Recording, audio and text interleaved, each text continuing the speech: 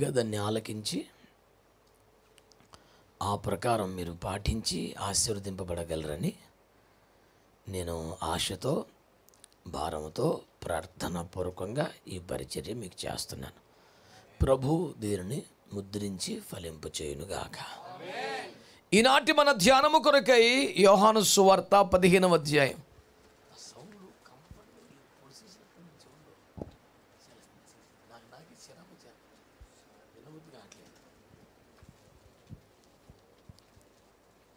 యోహాను సువార్త 15వ అధ్యాయం.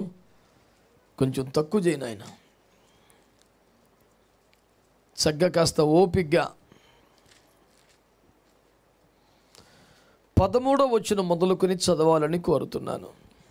తన స్నేహితుల కొరకు తన ప్రాణము పెట్టువాని కంటే ఎక్కువైన ప్రేమ గలవాడెవడునూ లేడు. నేను మీకు ఆజ్ఞాపించు వాటిని చేసిన ఎడల మీరు నా స్నేహితులయ్యుందురు. దాసుడు తన యజమానుడు చేయు దానిని ఎరుగడు గనుక ఇక మిమ్మును దాసులని పిలువక స్నేహితులని పిలుచుచున్నాను. ఎందుకనగా నేను నా తండ్రి వలన వినిన సంగతులన్నిటినీ మీకు తెలియజేసి తిని. చాలు. దేవుడి వాక్యములలో నుంచి మనతో మాట్లాడునుగాక. ఆమేన్. ప్రభునందు మిక్కిలి ప్రియమైనటువంటి దేవుని బిడ్డలారా, సంఘములో ఉన్నవారు కానీ సర్వలోకములో ఎక్కడ కూర్చొని దేవుని వాక్యాలు వింటున్నవారైనా, ఈ రోజున a divine way of having friendship with somebody in this world చాలా ప్రాముఖ్యమైన విషయం. ఎవరితోనైనా స్నేహం చేయడంలో దేవుని పద్ధతి ఏమిటి? ఎవరు మనకు స్నేహితులుగా ఉండటే మంచిది? ఇలాంటి విషయాలను కొంత చర్చించడానికి తగిన సందర్భమని నేను భావిస్తూ ఉన్నాను. బైబిల్ గ్రంథములో ఉత్తమ స్నేహితులుగా ప్రఖ్యాతిగాంచిన కొంతమంది వ్యక్తులను ఎంపిక చేసుకొని స్నేహితుల దినోత్సవం పేరు మీద వారి క్యారెక్టరిస్టిక్స్ని స్టడీ చేయటం బైబిల్లో సహజంగా ఆయా ప్రసంగాలలో మనం చూస్తుంటాం. ఈ పూట ప్రభు నాలో ఉంచిన ఒక భారం, ఒక ఆసక్తి ఏమిటంటే, మనకు ఒక మంచి స్నేహితుడు ఉంటే బాగుంటుంది కదా అనే ఆలోచన ఎవరికైనా ఉంటుంది.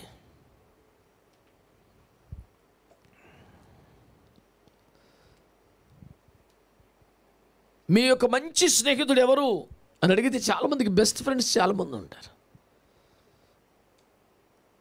ఎవరు ఇబ్బంది పడవద్దు, నేను మామూలుగా చెప్తున్నాను అంతే.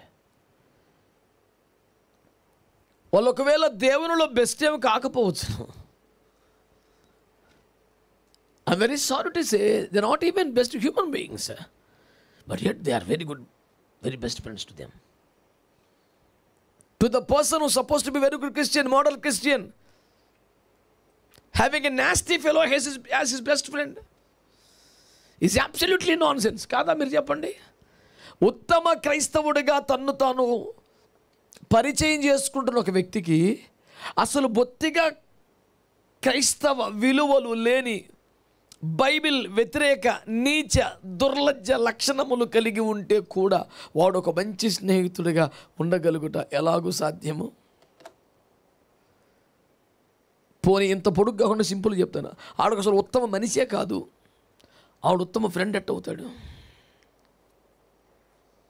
ఇంత పొడుగు కాకుండా సింపుల్గా అంటే ఎన్నో లోపాలు, బలహీనతలు, దుర్లక్షణములు, దుష్ట స్వభావములు తనలో పుష్కలముగా కలిగి ఉన్న ఒకడు, ఉత్తమ అన్న పదం ఏ రకంగా కూడా దరిదాపులో లేనోడు ఒక ఉత్తమ స్నేహితుడు ఒకటి ఎంత ఆశ్చర్యకరం. అందుచేతనే నేను మొదట అసలు ఉత్తమ స్నేహితుడు ఎవరు అనే ప్రశ్న మీ ముందుకు తెస్తున్నాను. అసలు ఉత్తమ లక్షణాలు ఏమీ లేనోడు ఒకడు ఉత్తమ స్నేహితుడు ఎట్లా అవుతాడు? మరి ఏమన్నాడు? ఎందుకని నేనంటే చాలా ఇష్టం అండి. అడిగి ఎంత ఇష్టం? వాడి ఇష్టాలన్నీ గౌరవించే వరకు దేవునికి స్తోత్రం. ఏమన్నా తేడా వస్తే వేసి రక్తం వేయించేయం, అది వేరే కూటం ఉంటుంది. ఇలాంటి ఒక సాధారణమైన చర్చ మీ మైండ్లో పెట్టుకొని ఇప్పుడు ఈ మాట వినండి. స్వయంగా యేసుక్రీస్తు ప్రభువారు ఈ స్నేహానికి సంబంధించిన విషయాలు ప్రస్తావిస్తూ తన స్నేహితుని కొరకు ప్రాణము పెట్టువాడి కంటే ఎక్కువైనోడు స్నేహితుడు ఇంకెవడో లేడు. అంటే who could be the best friend? నీ కొరకు ఎవరైతే ప్రాణం పెట్టగలరో వారే మంచి. ఇది స్వయంగా ప్రభువైన యేసుక్రీస్తు వారు ప్రతిపాదించినటువంటి ఒక వ్యవహారం. దేవుని వాక్యముల మాట తేటగా వ్రాయబడి ఉంది. ఉత్తమ ప్రేమ ఏది అని అడిగితే తన స్నేహితుడి కొరకు ప్రాణం పెట్టగలిగిన వాడు.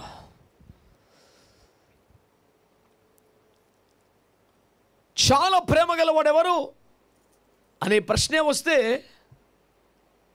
ప్రాణం పెట్టగలిగినోడే అని. ఇప్పుడు ఈ కొలబద్దతో ఈ కొలమానంలో మీరు చూస్తే, ఈ కటకములో నుంచి మీరు చూస్తే, నేను ఆరాధిస్తున్న ప్రకటిస్తున్న ప్రభువైన యేసుక్రీస్తు వారు తప్ప ఎవ్వరికి ఇంతకంటే ఉత్తమ స్నేహితుడు దొరికే అవకాశం లేదు. కాబట్టి నిర్వివాదాంశముగా విపరీతమైన చర్చ అవసరం లేనట్టుగా who is the best friend to anybody in this world అని అడిగితే ఉత్తమ స్నేహితుడు ఎవరు అనే ప్రశ్నే వస్తే వినబడే ఒకే ఒక పేరు ప్రభువైన యేసుక్రీస్తు వారిది. సామెతల గ్రంథంలో మనకున్న అవగాహన కూడా నిజమైన స్నేహితుడు దుర్దశలో విడువక ప్రేమిస్తాడు అని చెప్పాడు. అంటే ఒక దీన దశలో దుర్దశలో ఇక లైఫ్ అంతా నాశనం అయిపోయి రోడ్డును పడిపోయి అంత దీనావస్థలో ఎవరైనా విడిచిపెడతారు. అప్పుడు కూడా విడువక ప్రేమించేవాడే నిజమైన స్నేహితుడు అని బైబిల్ చెప్పింది. అంటే నిజమైన స్నేహితుడు, ఉత్తమ స్నేహితుడు అనే దానికి బైబిల్ చెప్పిన నిర్వచనాలు ఏంటంటే దుర్దశలో కూడా విడువక ప్రేమిస్తాడు, అవసరమైతే ప్రాణం ఇస్తాడు. మరి ఈ రెండు లక్షణాలు ఏ మనిషిలోనైనా కనబడతాయా? సాధారణంగా ఎంత మంచి వ్యక్తిగా చెప్పగలిగిన వ్యక్తిలో కూడా ప్రాణమిచ్చునంతగా ఉండకపోవచ్చును కదా. అత్యంత అరుదుగా జరిగే సంఘటనలు మాత్రమే. కానీ పౌలయ్య గారు మాట్లాడినట్లు మంచివారి కొరకు ఎవరైనా మరణిస్తే కూడా ఆశ్చర్యమే, కానీ మనము భక్తిహీనులమై ఉండగానే ఆయన మన కొరకు మరణించాడని పౌలు గారు అంటారు కదా. స్నేహ బంధములో ఉన్నవారి కోసం, ప్రణయ బంధములో ఉన్నవారి కోసం, ఏదైనా కుటుంబ సంబంధంలో రక్త సంబంధం ఉన్న వారి కోసం కూడా ప్రాణం ఇవ్వడం అనేది టూ మచ్. ఆ ఎక్స్టెంట్ దగ్గర ఎవరు పోరు. కానీ ఆయన ద్వేషిస్తున్నప్పుడే, దూషిస్తున్నప్పుడే, శత్రువుగా ప్రవర్తించినప్పుడే ప్రాణం పెట్టడం అంటే ఇంతకన్నా ఉత్తమ స్నేహితుడు ప్రపంచంలో ఇంకెవరు ఉంటారా? అందుచేత ఉత్తమ స్నేహితుడు ఎవరు అంటే ఎవరికైనా, దుష్టుడికైనా, పాపికైనా, నీచుడికైనా నీకు ఒక మంచి స్నేహితుడు అంటూ కావాలి అంటే, స్నేహితుడు అంటే ఏంటి? దుర్దశలు విడువక ప్రేమించటం, దేనస్థితుల పరిస్థితులన్నీ తారుమారైపోయినప్పుడు, హీనదశకు వెళ్ళిపోయినప్పుడు నిన్ను విడువక ఒరే ఎంత చెడిపోయిన నీ ఫ్రెండ్ కదా, కొంచెం హెల్ప్ చేయను, నువ్వు విడువక ఎంట పడితే దయదలిచి రూపాయి విదిలించడం వేరు. నీ దుర్దశను చూసి ఆయన నిన్ను వెంటబడి సహాయం చేయడం అది యేసుకు మాత్రమే చెల్లింది కదా. 136వ కీర్తనలో 22 అంటాడు కదా, ఆయన దీనదశలో మనల్ని జ్ఞాపకం చేసుకున్నాడు, ఆయన కృప నిరంతరపడును కాగానే. లైఫ్ డౌన్లో ఉన్నప్పుడు,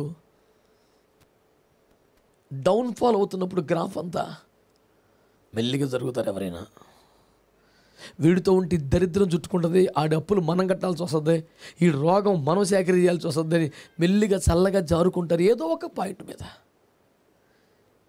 ఒకరోజు 2 రోజులు ఏటెళ్ళక్కడ ఎవడు చూస్తాడు? ఎవడు బతికాడు కొందా, ఎవడు బాధలు ఆడుకున్నాయి. ఎవరు కూడా ఆక్షేపించరు, మరి సహజమేలండి ఎవడు మట్టుకు వస్తాడు అని. కానీ దుర్దశలో విడువక ప్రేమించే ఒక స్నేహం, అవసరమైతే ప్రాణమిచ్చే ఒక స్నేహం, ఈ విశ్వంలో మానవ చరిత్రలో ఏదైనా ఉంది అంటే అది ఒక యేసయ్య స్నేహం మాత్రమే. కాబట్టి చిన్నపిల్లలకైనా, పెద్దవారికైనా, ఆడవాళ్ళకైనా, మగవాళ్ళకైనా, రాజులకైనా, దాసులకైనా, ఏ మానవుడికైనా ఉత్తమ స్నేహితుడిగా ఉండగలిగిన ఒకే ఒక్కడు ఈరోజు నేను ప్రకటిస్తున్న ప్రభువైన యేసుక్రీస్తు వారు. ఈ లోకములో మీరు ఎలాంటి దెబ్బలు తిన్నవారైనా, ఎలాంటి గాయాలు పొందినవారైనా, ఎంత నష్టపోయిన వారైనా, మానవ సంబంధాలు, కుటుంబ సంబంధాలు ఎంత దారుణంగా, విచిత్రంగా, దుర్మార్గంగా, పగతో రగిలిపోయినట్టుగా, శత్రుపరంగా మారిపోయినవైనా సరే, ప్రతి సంబంధం నీకు దెబ్బ కొట్టినా, నష్టం చేసినా, నిన్నెప్పటికీ మోసం చేయని, గాయం చేయని, నష్టము చేయని, దుర్దశలో, దీనదశలో నిన్ను జ్ఞాపకం చేసుకుని విడువక ప్రేమించి అవసరమైతే నీ జీవితాన్ని నిలబెట్టడం కోసం తన జీవాన్ని అర్పించే ఒక ప్రేమ ఉన్నది.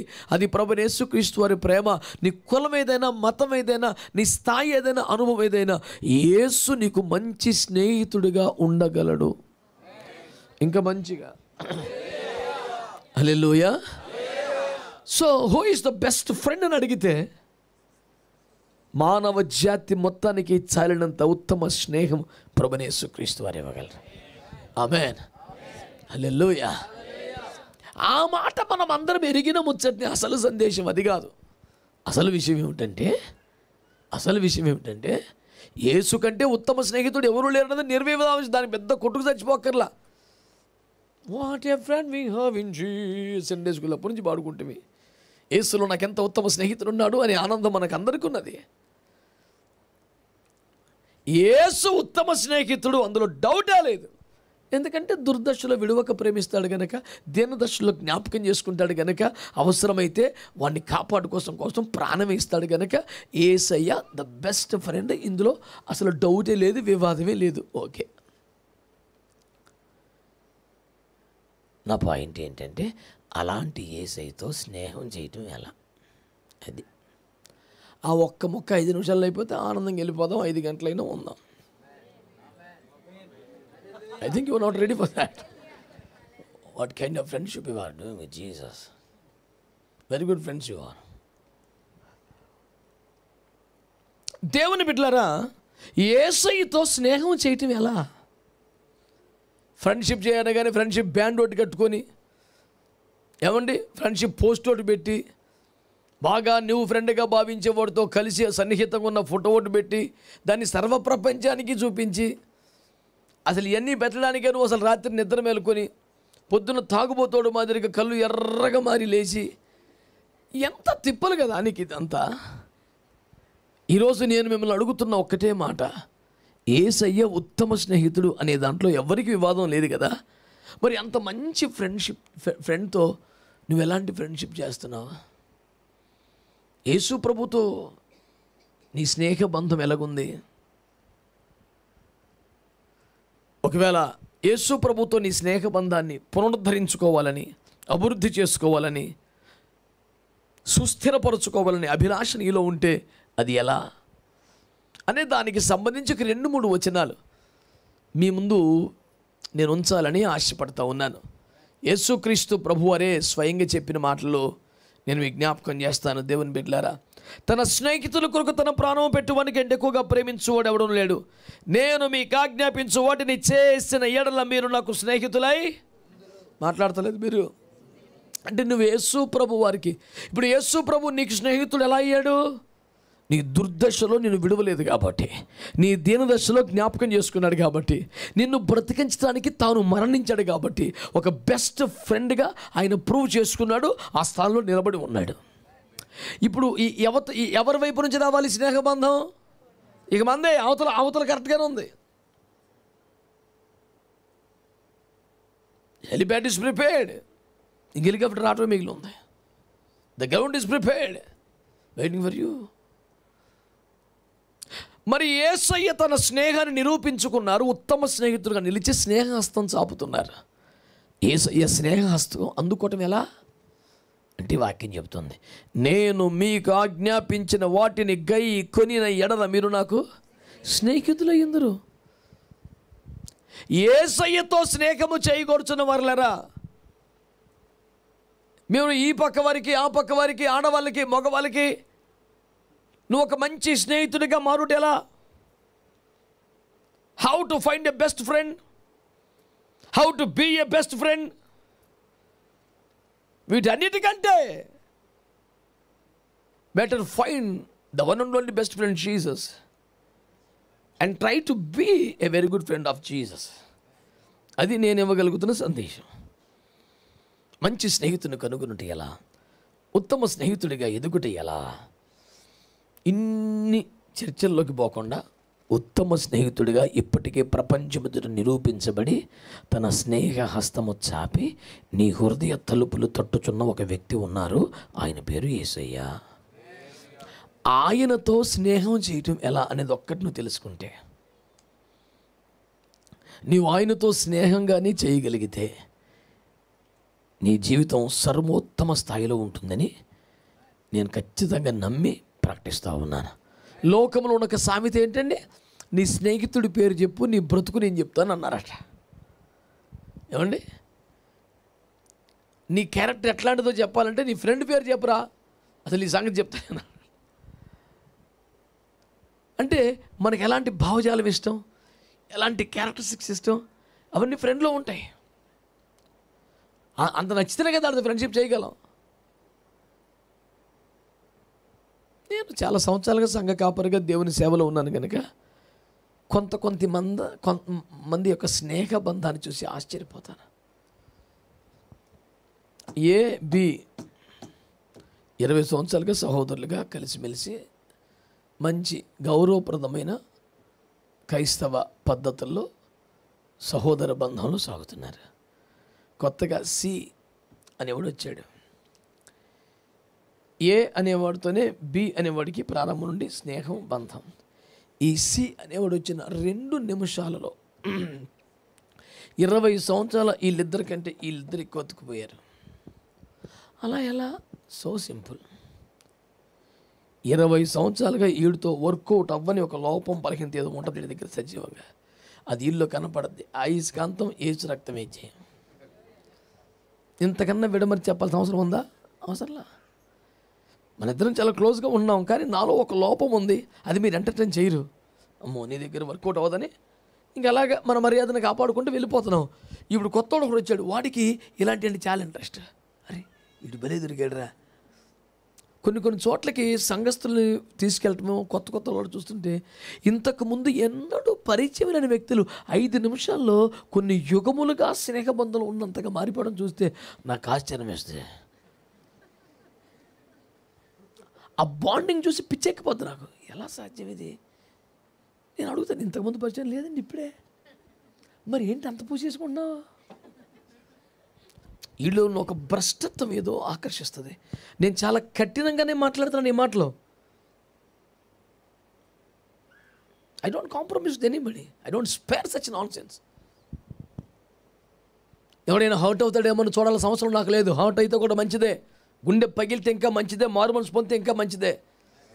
ఎవడు హర్ట్ అవ్వకుండా కవర్ చేసుకొని రావాల్సిన పనికి మళ్ళీ పని నేనేం చేయను. నేను ఒక వైద్యుని కనుక అయితే పుండుబడి వస్తే కోసి పారేసి పిండి వైద్యం చేస్తాను. అందులో మొహమాటం ఏం లేదు. పూట కొల్లవాడు నా పేరు. గాయపడ్డవన్నీ ఎత్తుకోతాను యేసుప్రభు దగ్గరికి. నూనె పోసి మెత్తబడ్డాకైనా పిండుతా, అందులో డౌట్ ఏం లేదు. యేసు రక్తం ఇచ్చేయం. ఫ్రెండ్షిప్ డే రోజున వాడు ఇంతటి మాటలేనా? స్నేహితుడు మేలు కోరి గాయం చేయను. నా రెఫరెన్స్ నాకు ఉంది, యేసు రక్తం ఇచ్చే. స్తోత్రం చెప్పాడు. ఈ రోజన్నా కొంచెం కూల్గా ఉంటాడు అనుకున్నాం. ఇది మొదలే ఎప్పుడు ఇంతే. ఎంత బాధ వచ్చేసిందమ్మా మీగా. ప్రభు మిమ్మల్ని కాపాడు కాక. ఫోన్లే. స్తోత్రం.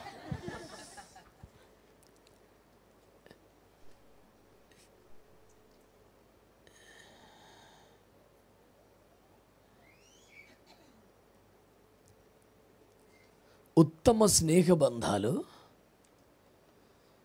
అడ్డగోలుగా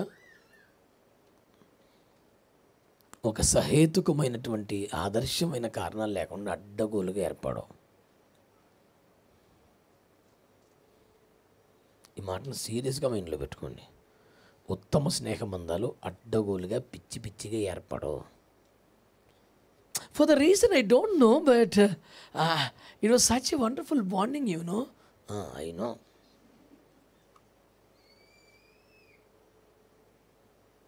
That is all nonsense.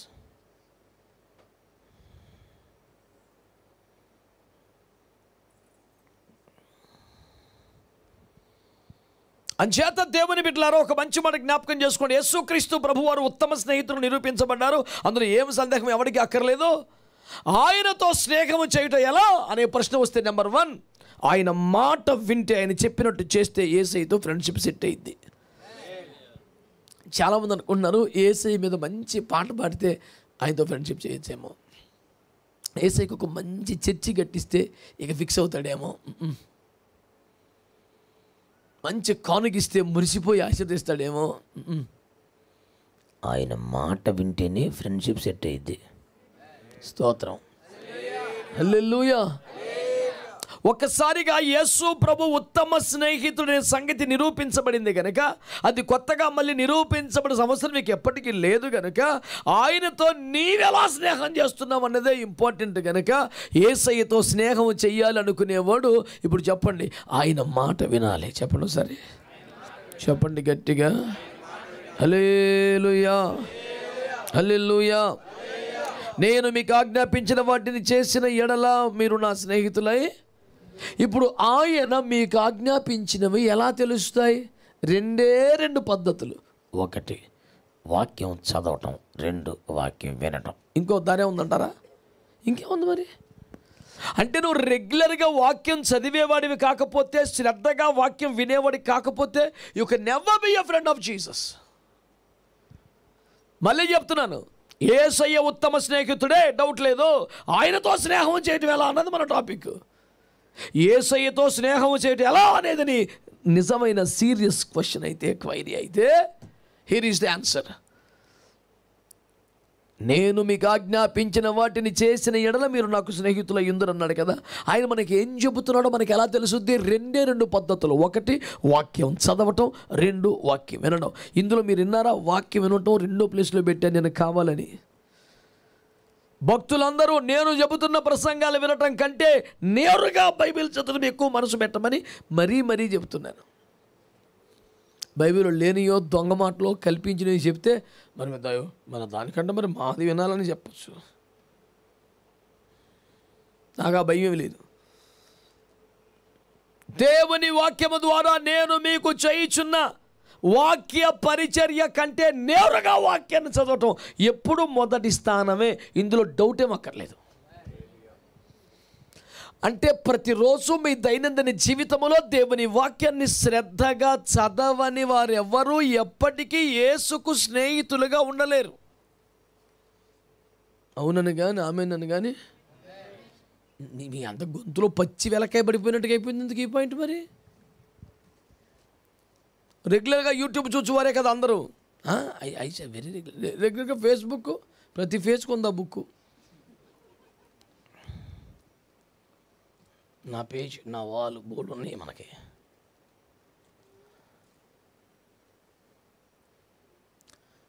Very చేదస్తూ mental పిచ్చి. ఒక్కొక్కడికి ఎక్కడి నుంచి ఉంది అక్కడికి సెల్ఫీ తీసి అందులో పెట్టడం. నేను ఇప్పుడు పలానా చోట ఉన్నాను, అయితే ఏంటి ఇప్పుడు పనికి మళ్ళీ పని. దానికి కూడా ఓ వావ్ ప్రైజ్ ది లార్డ్, దానికి వావ్ ఏంట్రా? మెంటల్ బ్యాచ్ ఉంటుంది అంతే. ఆ తిక్క మెంటల్ వాళ్ళందరినీ ఎంటర్టైన్ చేయడం వీడికి ఇంకా ఇష్టం. ఈ చెత్తను కంటిన్యూ చేయడానికి వీడు ఒక ఫ్రెండ్ రిక్వెస్ట్ పెడతాడు, వాడు యాక్సెప్ట్ చేస్తాడు. ఇదొక ఫ్రెండు, ఇదొక రిక్వెస్ట్, ఇదొక సర్కిల్, ఇదొక పెంట, ఇదొక చెత్త. దరిద్రాన్ని వదిలించుకోండి. దరిద్రమైన బతుకులు కాదు, చాలా కాస్ట్లీగా హాయిగా ఒక రేంజ్లో బతకండి. చిల్లరగా పిల్లకైతనంగా కాదు.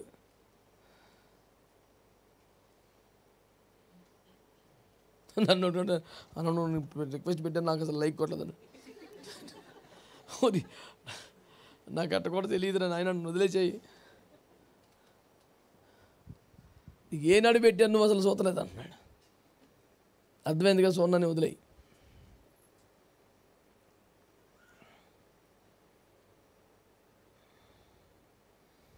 నేను ఒక కాస్ట్లీ మాట అంటాను, తెలివైనోడు చెత్తలో ఆనందించడం అనండి.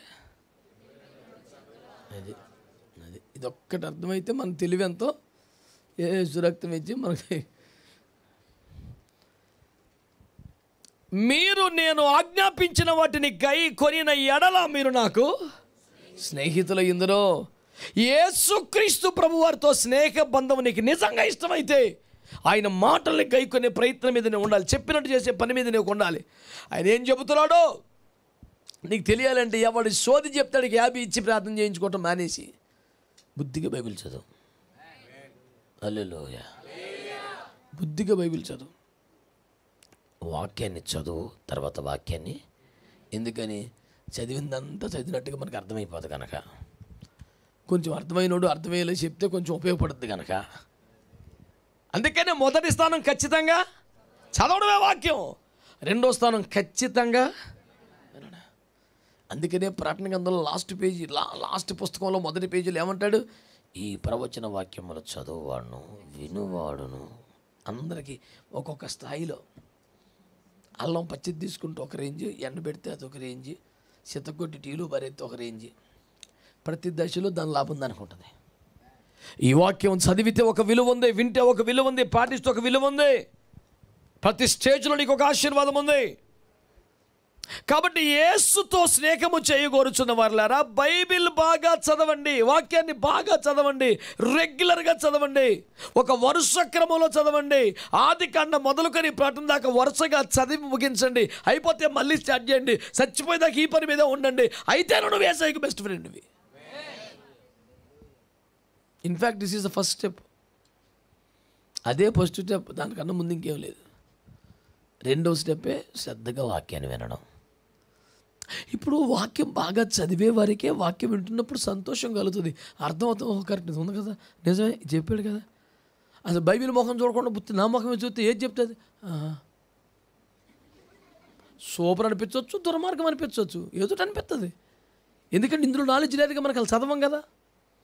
మనం బైబిల్ చదవటం అంటే క్యాలెండర్లో తారీఖు దగ్గర ఏలు పెట్టుకొని చూసుకోవటం ఒకటే వచ్చింది మనకి. ఈ ఏరుకోరు మంచి మంచి వాక్యాలు రాసి పెడతాడు. ఎవడైనా క్యాలెండర్లో శాపాలు, హెచ్చరికలు, శుద్ధీకరణలు, గద్దింపులు ఎవడు పెడతాడు? నీ కోరిక సిద్ధించమని ఆలోచన యావత్తను సఫలమగను. ఆమేన్ ఆమేన్ ఆమేన్. నువ్వు చేయనిదంతా సఫలం. ఆమేన్. ఇట్లాంటి ఏరికోరి రాసేదేగా క్యాలెండర్ అంటే. దేవుని కృపలో తెలుగు క్రైస్తవ క్యాలెండర్ల చరిత్రలో గత 8-9 సంవత్సరాలుగా నిరుపమానమైన సేవ చేస్తుంది అపోస్తలిక్ క్యాలెండర్ అనే పేరు మీద మనం రిలీజ్ చేస్తున్న క్యాలెండర్. వాగ్దానాలతో, పండగలతో ఎప్పుడు సరిపెట్టలేదు. పిల్లల బొమ్మలతో, ఫ్రూట్స్, ఫ్లవర్స్ బొమ్మలతో,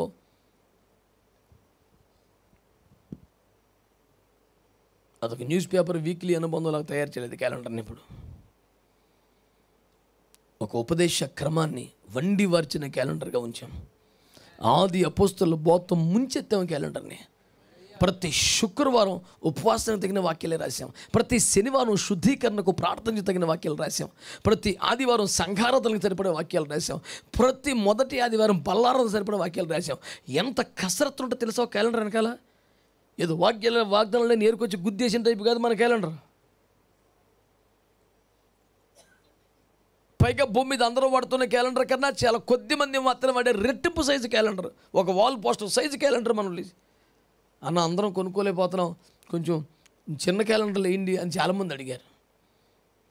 నేను చెప్పాను, డబ్బులు ఉన్న మీరు 4 కొనాడికి ఇచ్చిండ్రు అని చెప్పాను. ఎందుకంటే క్యాలెండర్ మీద మన గోడకి తగిలిస్తే మన ఇంటికి ఎవరన్నా వస్తే జాగ్రత్తగా కుర్చీ వేసుకొని ఎక్కి ఆ వాక్యాలను చదువుతాడు. ఎవడన్నా చదువుతాడా? వాడు సోఫాలో కూర్చున్నప్పుడు, చైర్లో కూర్చున్నప్పుడు, ఛాయ్ దాగిలో పోసారట చూస్తే వాక్యం కనపడాలి. ఎందుకు మరి చిన్న చిన్న చిన్న చిన్న అక్షరాలు రాసేసి ఎవడు చదువుతాడు? ఆ మాత్రం సైజు మెయింటైన్ చేయకపోతే వాక్యం ప్రజల్లోకి వెళ్ళే ఛాన్సే లేదు.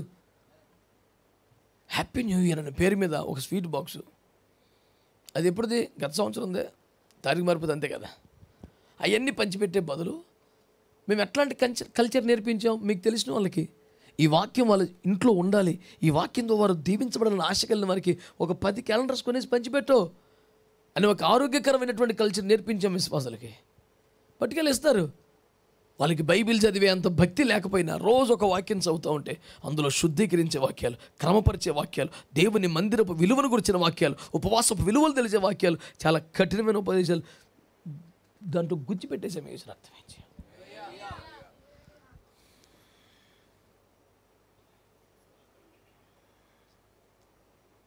కనుక దేవుని బిడ్డలారా, వాక్యమును శ్రద్ధగా చదువుతూ శ్రద్ధగా వినుట ద్వారానే ఆయన చెప్పినట్లు చేయగలుగుతాం. తద్వారానే మనం ఆయనకి స్నేహితులుగా ఉండగలం.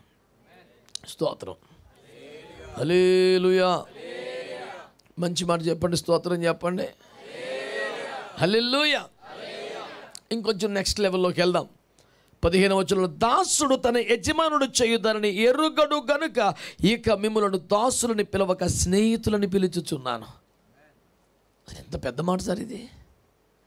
దాసుడు తన యజమానుడు చేయుచున్న దానిని ఎరుగడు గనుక మిమ్మల్ని దాసులను పిలవను స్నేహితులను పిలుస్తున్నాను. అంటే ఏమిటి అర్థం? ఆయన ఏమి చెయ్యబోచున్నాడో, ఏమి చేయుచున్నాడో ఎరుగుటయే దేవునితో స్నేహం. Yes, I'm a true friend of Jesus. నీకు తెలియదేమో నేను యేసుప్రభు స్నేహితున్నే. నువ్వెలా చెప్తావు నాకు యేసుప్రభుతో స్నేహం లేదని? నాకుందా ఆ యేసుప్రభుతో స్నేహం. Yes, he is my best friend.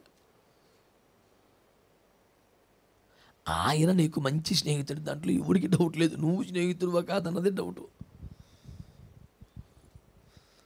ఆయన స్నేహబంధం మీద ఎవరికి సందేహం వచ్చింది కనుక నీ మీద డౌట్ తప్ప. ఎందుకంటే ఎక్కువ టైం నువ్వు ఫోన్తో ఉంటావు, ఎక్కువ టైం టీవీతో ఉంటావు, ఎక్కువ టైం యూట్యూబ్లో ఉంటావు, ఎక్కువ టైం ఎవడెవడుతో చాటింగ్లో ఉంటావు. కనుక నీ స్నేహితుడు ఎవరు? పొద్దున్న లేచి ఎట్టెట్ట అనుకుని దండం పెట్టుకుని ఏలు కొరుక్కుని ఎవడు స్నేహితుడా?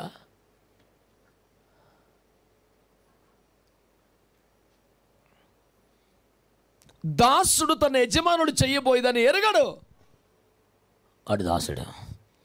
ఎరిగితే ఆడు స్నేహితుడు. అంటే దేవుడు ఏమి చేయుచున్నాడో, ఏమి చేయబోచున్నాడో తేటగా గ్రహించగలుగుటయే స్నేహం దేవునితో.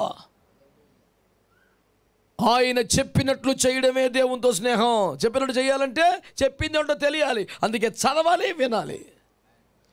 రెండవది, ఆయన ఏమి చెయ్యబోచున్నాడో ఎరుగుట స్నేహం. చెబితే అలాగే ప్రభు నీ చిత్తం, దాసుడు ఆలకించున్నాడు, అది దాసుడు. నమ్మకమైన వాడు, మంచివాడు, చెప్పిందల్లా చేస్తాడు దాసుడు. చెప్పకముందే చెప్పని విషయాన్ని ఏం చేయబోతున్నాడో పసిగడతాడు చూడు, వాడు స్నేహితుడు. అలా పసిగట్టాలనే ఉద్దేశంతో శిష్యులతో అంటాడు ఆయన, అరే మిమ్మల్ని మంచి దాసులను పిలవడం, మీరు నాకు ఫ్రెండ్స్ అంటే అర్థం ఏంటి? నేను చెయ్యబోయేది మీకు ముందే అర్థమైపోవాలి. Wow, Jesus is treating us as his own friends, అది పోస్ట్ కాదు, టెన్షన్ పుట్టించే సబ్జెక్ట్ అది. ఆయన చేయబోయేదాన్ని మనం ముందు జాగ్రత్త గ్రహించాలన్న. ఏదో ఒక 15 రూపాయలు బ్యాండ్ని 50 రూపాయలకి అమ్మి హ్యాపీ ఫ్రెండ్షిప్ డే అని చెప్పి చేతులు అలిసిపోయేలా గోపి పంపిస్తామనుకుంటే ఏందయ్యా?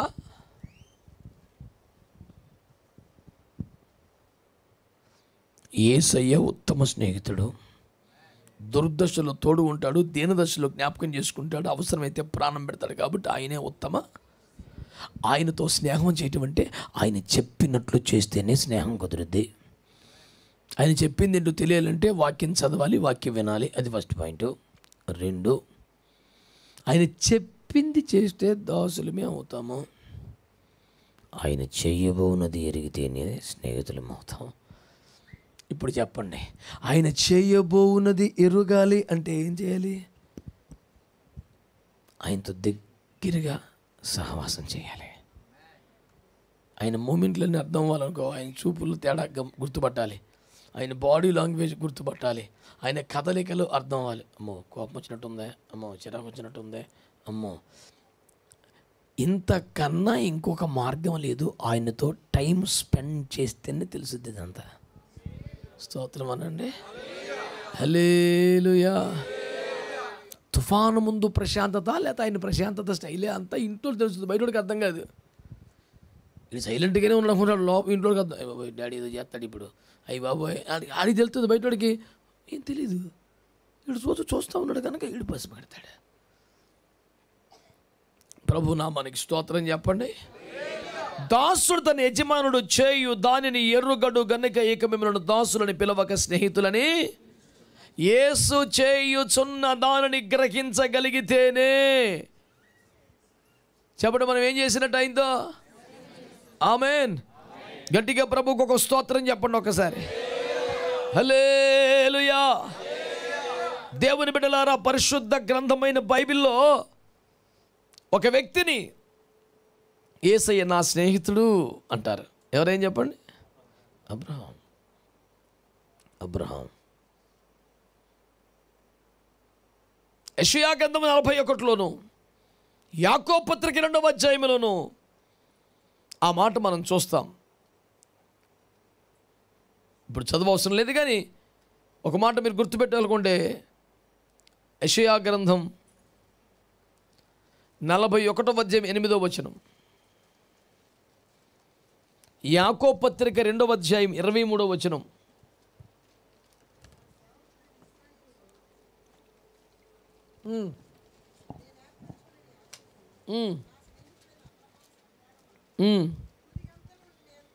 ఏంటంట? నా స్నేహితుడగు ఎవరెవరో స్నేహితుడు ఎవరంట?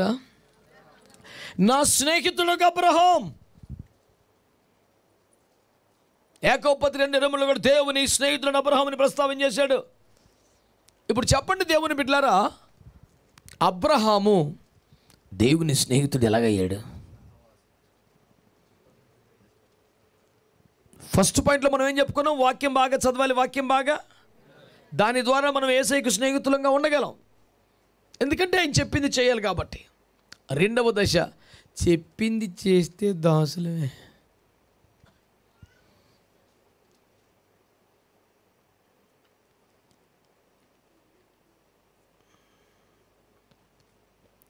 మరి ఏం చేయాలట?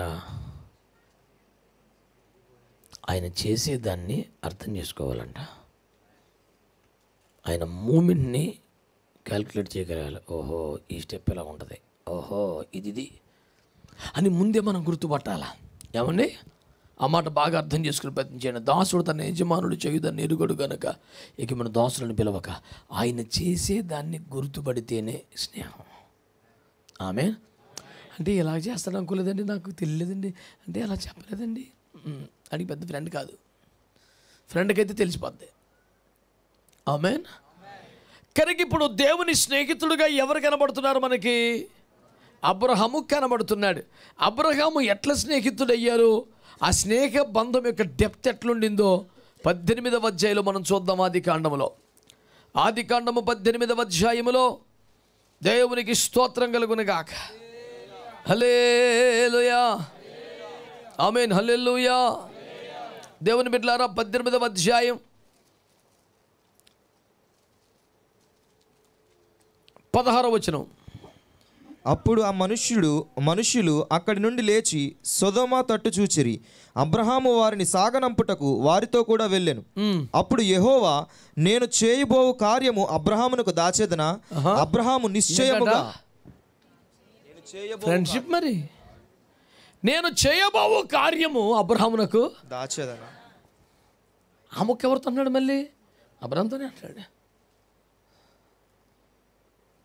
నేను ఒక మంచి పని మీద వచ్చాను, కానీ ఎవరికి చెప్పాల్సిన అవసరం చెప్పే స్థాయి లేదు, కానీ నీకు మాత్రం దాచలేను కదరా చెప్పేస్తాను. నేను దీన్ని ఎట్లా వ్యాఖ్యానిస్తానంటే బాగా వినండి. మనం దేవుని వద్దకు వెళితే ఆయనకి చెప్పుకోకుండా ఉండలేం. ఇతను బాధ ఉంది, దేవుని సన్నిధిలో మాట్లాడు.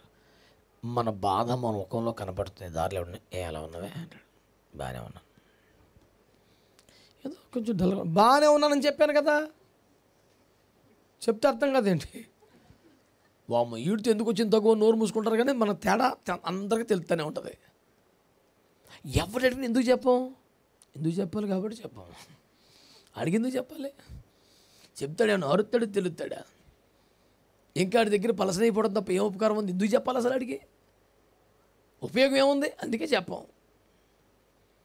ఎవరు అడిగినా ఒక్కొక్కసారి అయితే ఇంట్లో మమ్మీ డాడీ నా బాగానే ఉన్నానని చెప్పాను కదా, నన్ను వదిలేయండి, నా పేడం తీయబాకండి అంటే we don't want to share with anybody. ఆ పెయిన్ మనలో ఉంచుకోవాలనుకుంటాం, కానీ మోకరిస్తే మాత్రం అసలు కాగదు. అది మొత్తం చెప్పేస్తాం యేసుప్రభుకి. అంటే చెప్పుకొనదగిన వ్యక్తితడే అనిపిస్తుంది మనకి.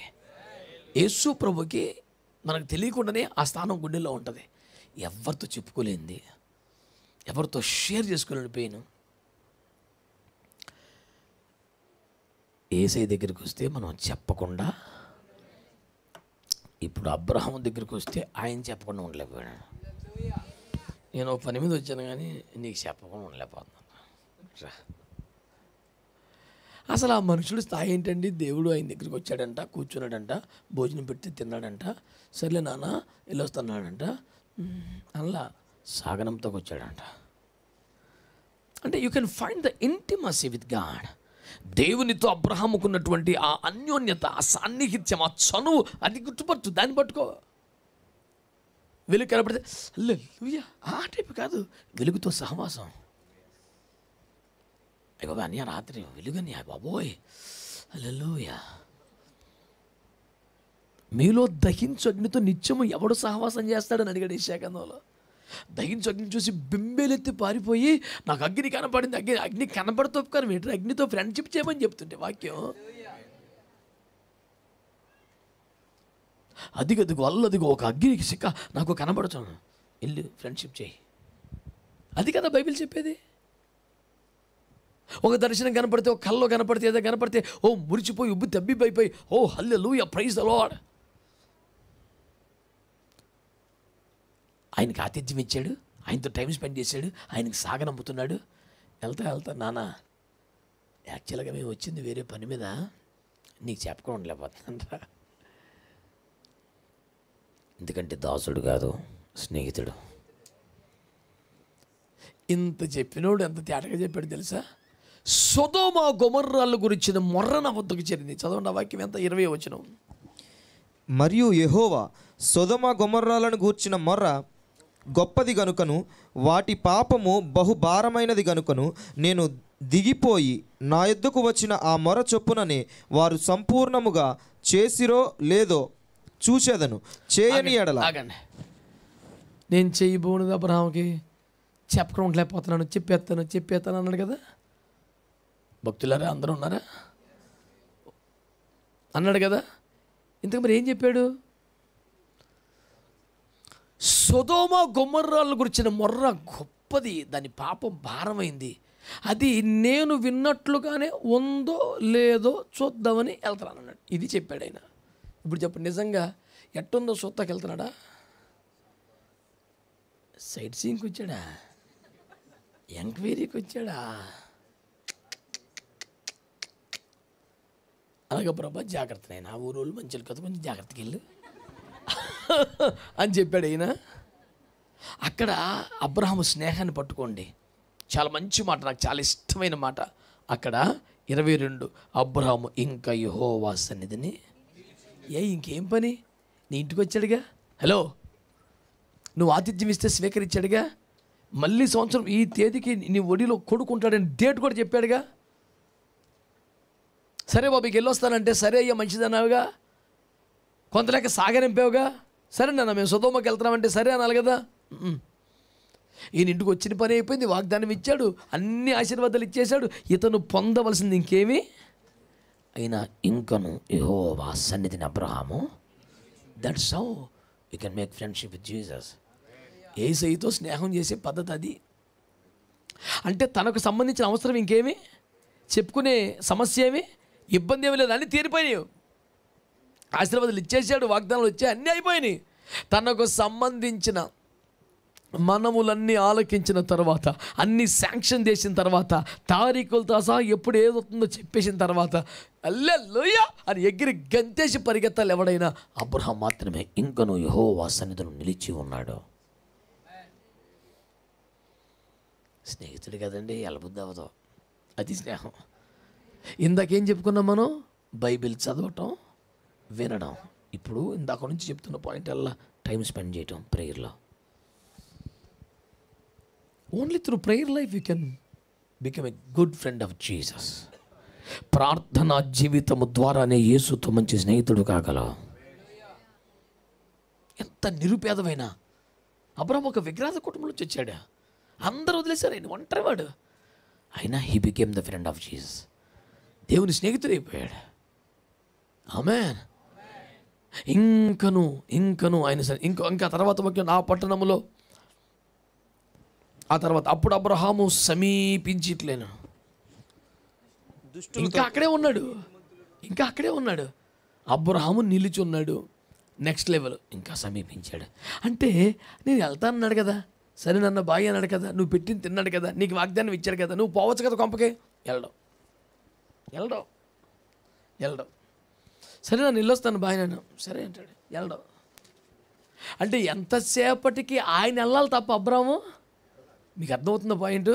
సరే నాన్న, ఓకే, గాడ్ బ్లెస్ యూ, ఇది నెక్స్ట్ ఇయర్ డేటు అన్నీ ఓకేనా? సరే ప్రభా, సరే ఇంకెళ్ళు. అలాగే వెళ్ళడం. ఇంకనూ సన్నిధిలో ఉంటాడు.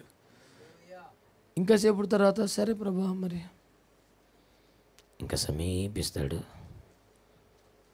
ఇంకో మాట చెప్తాను చూడండి, 33. యెహోవా అబ్రహాముతో మాట్లాడుట చాలించి వెళ్ళిపోయాను. అబ్రహాము తన ఇంటికి తిరిగి వెళ్ళాను. అప్పుడు దాకా వెళ్ళడం అంటే ఎప్పటికి వెళ్తాడు? ఆయన వెళ్తేనే మనోడు వెళ్ళడం. అది పర్ఫెక్ట్ ప్రేయర్ లైఫ్. అంటే ఎంతసేపటికి ప్రార్థన ముగిస్తాడంటే దేవుని సన్నిధి కలుగుట ద్వారా ప్రార్థన ఒక దశకు వస్తుంది. దేవుడు తనను దీవించుట చాలించి వెళ్ళిపోతేనే ప్రార్థన ముగిస్తాడు. మనం కడత పట్టిన డైలాగులన్నీ కొట్టేసి చెప్పిన పాయింట్లన్నీ చెప్పేసి యేసునామమున అడుగుచున్నాము తండ్రి, ఇంకా గట్టిపడితే పొంది ఉన్న నమ్ముతున్నామని తండ్రి, ఆమేన్.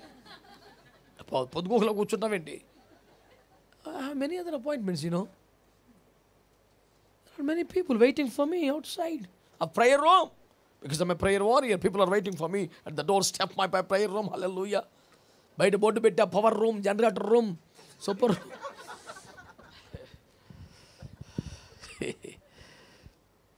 ఎగ్జిబిషన్కి ఏం కరువు లేదురా నాయన.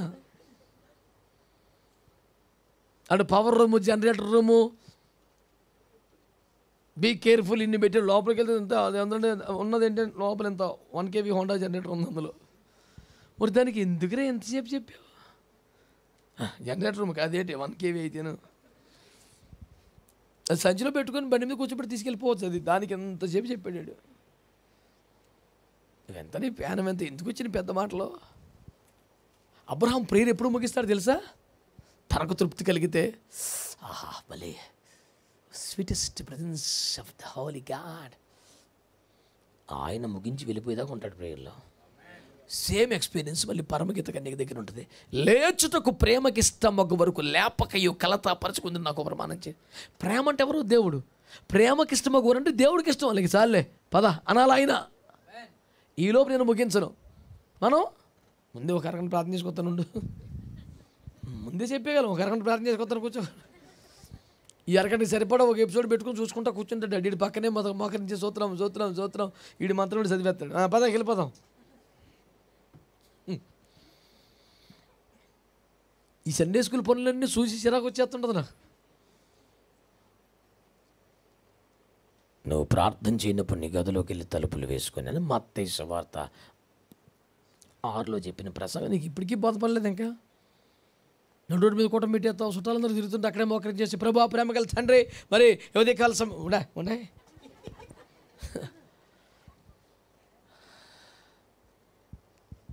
నేను బుట్టాయిగూడలో సేవ చేసే రోజుల్లో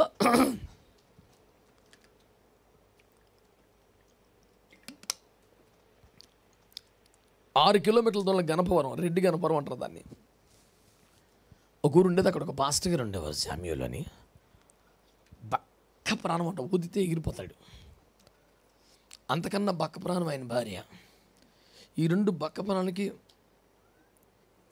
3 పిల్లలు. సరైన గాలితో మొత్తం 5 కొట్టుకుపోతారు. అసలు భూమి మీద బక్క వాళ్ళందరూ ఆ గుడిసెలో ఉన్నారనిపిస్తుంది. చిన్న తాటాకీల చుట్టిల్లు అయింది. ఆ రోజుల్లో నాతో కలిసి ప్రార్థన చేయడానికి ఎవరిని ఉంటారంటే అతను దొరికేవాడు. అతను దొరికిన ఇద్దరు కలిసి ఎక్కువ ప్రార్థనలు చేసుకుంటూ ఉండేవాళ్ళం. మనలో పాటు ప్రార్థన చేసాడు ఇంకొకటి దొరికితే ప్రార్థన జీవితానికి మంచి సపోర్ట్గా ఉంటుంది కదా. బాగా that's my very primary stage of my ministerial life, ప్రారంభ సేవ. అయితే ఒకసారి తను సైకిల్ వేసుకుని వస్తూ ఉండేవాడు. మేమిద్దరం, నేను ఒక్కనే కనుక బ్యాచులర్ కనుక జస్ట్ 18-19 ఇయర్స్ కనుక నా రూమ్లో ప్రేయర్ చేసుకోవటానికి ఇంకెవరు ఉండరు, ఏమీ ఉండదు కాబట్టి ఒకసారి ఎప్పుడు మీ ఇంటికన్నా మా ఇంటి రావచ్చు కదా అన్నాడు. అయ్యో అట్లా ఉంది పదాన్ని వెళ్ళాం. వెళితే ఒక చుట్టిల్లు, కొంచెం అడవుడిగా బతికేసిన వాళ్ళం కదా, చుట్టిల్లు పెద్దగా అలవాట్లేదు, కష్టపడి దూరం. చుట్టూ పక్కన మంచం, ఓ పక్కన పొయ్యి, ఓ పక్కన గిన్నెలు అన్నీ ఉన్నాయి, ఓ పక్కన దుప్పటి కట్టేసి ఉంది, ఒక ఎల్ షేప్ దుప్పటి కట్టేసి ఉంది. ఏంటో మరి ఏం అర్థం అవట్లేదు. ఆ ఇల్లు మనకేమో లోపల లోపల ఫీల్ అవుతారు కదా. అది కాదు కానీ సామెలు అదేంటది అన్నానా, మీరు నమ్మండి, ప్రేయర్ రూమ్ అన్నా అన్నాడు. ప్రేయర్ రూమ్ అన్నా అంటే లిటరల్గా నా కళ్ళంట నీళ్ళు ఆగలేదు. చిన్న గుడిసే, ఓ పక్కన మంచం, తన భార్య పిల్లలు బలహీనలు చిన్నవాళ్ళు పడుకుంటారు, నిద్రపోతారు, ఓ పక్కన వంట. ఆ చిన్న గుడిసెలను ఒక ఎల్ షేప్ ఇటు ఒక దుప్పటి ఇటు దుప్పటి కట్టాడు. అదేంటంటే ప్రేయర్ రూమ్ అంట. ఒక గుడిసే, నీ గదిలోనికి వెళ్ళి తలుపులు వేసుకున్నట్టు 2 గదులు లేవు మరి వాళ్ళకి, ఉన్నది ఒక్క గుడిసే. కాబట్టి నాకు అసలు ప్రేయర్ రూమ్ లేదు అని చెప్పేసి ఇటు ఒక దుప్పటి ఇటు ఒక దుప్పటి కప్పుకొని అక్కడికి వెళ్ళి మోకరిస్తాడంట. ఆ మాట చెప్పగానే వెంటనే నేను కూడా లోపలికి వెళ్ళాను. సరే ఇక్కడే చేసుకుందాం ప్రార్థన. ఆ పిల్లల్ని బయటకు పోయి ఆడుకోమన్నాడు. మేమిద్దరమే గుడిసెలో మోకరించాం. 2 దుప్పట్ల మధ్య, చాలా చిన్న స్థలం కానీ చాలా ఉన్నతమైన దేవుని సన్నిధి. బా, చిన్నపుంచి మన డాబా, మన బంగ్లా, 6 గదులు, 7 బెడ్రూమ్ వాడికి. అట్ట పెరిగిన వాళ్ళకి ఇంత గుడిసె, అందులో ఒక ఎల్ షేపులో 2 దుప్పట్లు కట్టి కూర్చుంటే అక్కడ మోకరిస్తే తెరవబడ్డ ఆకాశం, పరలోకం కనపడుతుంది. ఓరే నాయన, ఏంది ఈ మనిషి? పేద గొప్ప మనుషులు చూస్తారు, దేవుడు చూస్తాడా? వీడికి నాతో స్పెండ్ చేసే మనసు ఉందా లేదనేది ఒకటే చూస్తాడు ఆయన. ఆ తాపత్రయం, ఆ దాహం ఇల్లు కనపడింది. వచ్చేసాడు గుడిసెలోకి యేసు ప్రభు. యేసు రక్తమే ఇచ్చేయ. అబ్రహాము ఇంకను ఆయన సన్నిధిని నిలిచినాను. అబ్రహాము ఆయనకు సమీపించాను. అబ్రహాము ఆయన వెళ్ళిపోయిన తర్వాత ఇంటికి వచ్చాడు. ప్రార్థన ఎవరు ముగించాలి ఇప్పుడు చెప్పండి? చెప్పాలి గట్టిగా. ఇది కాసేపు చేసి చాలు ప్రభు యేసునామమున తండ్రి ఆమేన్ అని పరిగెట్టిపోతాం కాదు. నువ్వు పనికి వెళ్ళేటప్పుడు, డ్యూటీకి వెళ్ళేటప్పుడు, స్కూల్కి వెళ్ళేటప్పుడు ఏదైనా చిన్న ప్రార్థన చేసుకుని బయలుదేరటం కరెక్టే. కానీ ప్రభువుతో కొంత సమయం గడపాలని నువ్వు టైం తీసుకుని ప్రార్థనలో కూర్చున్నప్పుడు కక్కుర్తిగా కంగారుగా ముగించుకో. దేవుని సన్నిధి అనుభవించాం. ఆయన సన్నిధిలో సమయం గడుపు, కాలం గడుపు. ఆయన సంతృప్తి చెంది అక్కడి నుంచి వెళితే తప్ప నేను లేవను అనే స్థితిలోకి రా. సరే, ఇప్పుడు వద్దాం పాయింట్లోకి. ఏమండి, 24వ వాక్యం. ఆ పట్టణములో ఒకవేళ 50 మంది నీతిమంతులుండిన ఎడల దానిలోనున్న 50 మంది నీతిమంతుల నిమిత్తము ఆ స్థలమును నాశనము చేయక కాయవా? అసలు ఆ స్థలాన్ని నాశనం చేస్తానని దేవుడికి చెప్పాడు అబ్రాహాంకి. నేను విన్నట్టుగానే ఉందో లేదో దిగిపోయి చూచేదను అన్నాడు. మనోడు వెంటనే అడ్డం వచ్చేసి, ప్రభు ఒకవేళ 50,000 ఉంటే, ఆ ఊర్లో 50 మంది ఉంటే వాళ్ళ నిమిత్తం ఊరు వదిలేస్తావా, మొత్తం చంపేస్తావా అన్నాడు. నేను చంపుతానన్నా, నేను కాల్ చేస్తానన్నా, ఎందుకు మాట్లాడతా అన్నాడా? అనలా. 50 మంది అంటే వదిలేస్తానులే అంటే అగ్ని చేత శిక్షించడానికే వెళుతున్నాడన్నమాట. చెప్పాడా? పసిగట్టాడా? ఎందుకని? స్నేహితుడు. దాసుడు యజమానుడు చేయను తీరుగాడు, స్నేహితుడే తిరుగుతాడు. దేవునికి స్తోత్రం చెప్పండి. ఇప్పుడు అబ్రహాము దేవునికి స్నేహితుడిగా ఎట్లా ఎదిగాడంటే ఆయన సన్నిధిలో సమయం గడుపుట ద్వారా, ఆయనకి ఇంకా దగ్గరగా సమీపించడం ద్వారా, ఆయన వెళ్ళిపోతే తప్ప ప్రార్థన గదిలోంచి బయటికి రాకపోవటం ద్వారా, ఇలాంటి ప్రేయర్ లైఫ్ ద్వారా అబ్రహాము దేవునికి సన్నిహితంగా ఉండి ఆయన మనసులో సంగతిని గుర్తుపట్టగలిగి అర్థం చేసుకోగలిగి ఒక మంచి స్నేహితుడిగా ప్రవర్తించాడు. అంటే యేసయ్య ఉత్తమ స్నేహితుడేను, ఇందులో డౌట్ ఎవరికి అక్కర్లేదు. ఓకేనా? అలాంటి యేసయ్యతో స్నేహం చేయటం ఎలా? 2 పద్ధతులు చెప్పాం. 1 వాక్యం చదవటం ద్వారా, వినడం ద్వారా. 2 ఆయన సన్నిధిలో నిలిచి ఉండట, ఆయనకు సమీపించుట, ఆయనే ముగించి వెళ్ళేదాకా ప్రేయర్లో ఉండట. వీటి ద్వారా యేసయ్యతో స్నేహం చేయగలుగుతాం. ఆమేన్, హల్లెలూయా. దీనికి కాంట్రాస్ట్గా ఇంకొక మాట కూడా చెప్పి ఈ పూటకి ఎప్పటికీ సమయం దాటిపోయింది యాక్చువల్గా, కానీ తప్పదు మరి. ఇంకొక మాట చెప్పేసి వెళ్ళిపోదాం. యోహాను సువార్త 49వ అధ్యాయం ఉండదు కనుక 15వ అధ్యాయమే. 15వ అధ్యాయం 19వ వచనం చదవండి. మీరు లోక సంబంధులైన ఎడల లోకము తన వారిని స్నేహించును. అయితే మీరు లోక సంబంధులు కారు, నేను మిమ్మును లోకములో నుండి ఏర్పరచుకొంటిని, అందుచేతనే లోకము మిమ్మును ద్వేషించుచున్నది. స్తోత్రం చెప్పండి. హల్లెలూయా. నువ్వు దేవుని స్నేహితుడు అయిపోయావు. ఎలాగా? వాక్యం చదువుట, వాక్యం వినుట ద్వారా. 2 ప్రార్థనలో సమయం గడుపుట, దేవునికి సమీపించుట, దేవుడే ప్రార్థన ముగించే వరకు మనం కనిపెట్టుకోవటం. దీని ద్వారా స్నేహితుడు అయ్యాం. అయితే నీతో లోకం స్నేహం చెయ్యలేదు అన్నాడు. మీరు లోక సంబంధులు కాదు గనక లోకం మీతో స్నేహం. ఇప్పుడు నువ్వు యేసుతో స్నేహములో ఉన్నమాట నిజమే అయితే లోకం నీతో స్నేహం చేయకూడదు. అదే దాని రుజువు.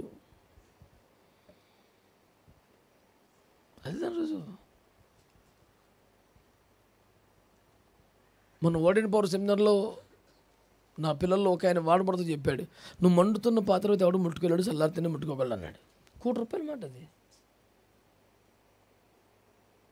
నా కుమారుడు ఒకడు వాక్యం చెబుతా మాట పడాడు. ఎంత సంతోషపడి, ఎంత ఆనందపడ్డాను. నువ్వు మండుతున్న పాత్ర మీద ఎవడు టచ్ చేయలేడు, చల్లారిపోతేనే ఎవడు పడతాడు ముట్టుకుంటాను నిన్ను అన్నాడు. అసలు మామూలుగా లేదో స్టేట్మెంటు. అలా ఉండిపోయినానబ్బా, ఏం స్టేట్మెంట్ చెప్పేవారా. నువ్వు మండుతున్నంతసేపు నేను ఎవడు టచ్ చేయలేడు. నేను ఎవడు పడతాడుతో నీ మీద పడిపోవడం, నీకు స్నేహం చేయడం సాధ్యమవుతుందంటే అసలు ఆ ఫైర్ నీలో లేక కదా. ఏమంటుంది దేవుని వాక్యం? మీరు లోక సంబంధులు అయిన ఎడల లోకము తన వారిని. నువ్వు లోక సంబంధి అయితే లోకం స్నేహం చేస్తుంది. మరి ఇప్పుడు లోక స్నేహం నీలో కనబడుతోందంటే నువ్వు దేవుని స్నేహితుడు అయ్యే ఛాన్స్ ఉందా? ఇలాంటి ఉన్నతమైన ఆధ్యాత్మిక అనుభవాలు కల వ్యక్తిగా కనబడుతున్నావు, కానీ స్నేహాలు ఎవరితో ఉన్నాయి? ఈ మొత్తం సందేశంలో 3 పాయింట్లు. సందేశం పేరు దేవునితో స్నేహం చేయటం ఎలా. ఓకేనా? అర్థమవుతుందా? నెంబర్ 1 దేవుని వాక్యాన్ని చదువుట, వినుట. 2 ప్రార్థనలో ఇంకా ఎక్కువ సమయం గడపటం, సమీపంగా ఉండడం, దేవుడే ముగించే వరకు ప్రార్థన ఉండడం. 3వది లోక సంబంధిగా బతకం, లోకంతో స్నేహం చేయకు. అలా అయితే నేను 2 ఖాయమవుతాయి. మీరు లోక సంబంధులైన ఎడల లోకం మీతో స్నేహం చేస్తుంది. నేను లోకంలో ఎవడు ఇష్టపడి స్నేహం చేయకూడదు. కారణం, నీకు వాడికి నచ్చినవేది నీ దాంట్లో కనపడవు. నీ భక్తి, నీ సమర్పణ, నీ వైరాగ్యం, నీ ఉపేక్ష, నీ ప్రతిష్ట వాడికి నచ్చదు. అసలు వాడికి ఇష్టమవుతుంది, నచ్చుతుంది అంటే లోకం నీలో ఉన్నట్టే. You can never be the friend of Jesus. నువ్వు యేసు స్నేహితుడు కాలేవు. వాక్యం చదవండి, వాక్యం వినండి, ప్రార్థనలు గడపండి, లోకంతో టచ్లో ఉండకండి. దేవుడు మిమ్మల్ని దీవించును గాక. ప్రార్థన.